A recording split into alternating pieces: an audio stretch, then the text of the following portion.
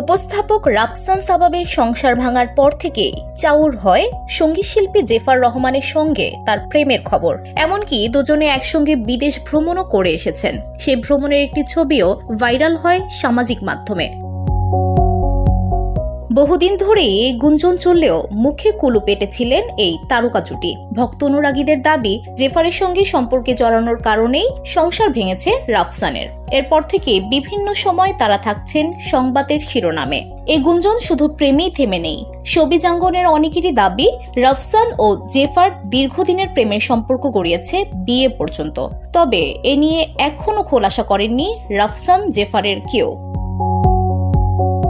সম্প্রতি এক সাক্ষাৎকারে রাফসানের সঙ্গে সম্পর্ক নিয়ে মুখ খুলেছেন জেফার, যেখানে তিনি বলেছেন তাদের দুজনকে নিয়ে যে গুঞ্জন চলছে সেসব বিষয়ে তার কিছু পরিষ্কার করার নেই। তার কথায়, বিয়ে না করলেও মানুষ ইতোমধ্যে তার ব্যক্তিগত জীবন, বিয়ে, সম্পর্ক নিয়ে নানা মন্তব্য করছেন। জেফার বলেন, আমার বিয়ে, বাচ্চা সব মানুষ হওয়ায় দিয়েছে। এসব বিষয়ে আমার আর কিছু বলার নেই, তাদের যা ইচ্ছা ভাবুক। রাফসানের সঙ্গে থাইল্যান্ডে ঘুরতে যাওয়া ও প্রেম নিয়ে এই গায়িকা বলেন, আমার ব্যক্তিগত জীবন সম্পর্কে কোনো কিছুই শেয়ার করতে পছন্দ করি না। তবুও আমি যেহেতু একজন পাবলিক ফিগার, তাই আমার জীবন নিয়ে তারা নানা কিছু ভাবছে, বিভিন্ন রকম গল্প তৈরি করছে। আমি তাদেরকে সেসব ভাবতে দিচ্ছি, আপনাদের যা ইচ্ছা ভেবে নেন। VOD Bangla news desk.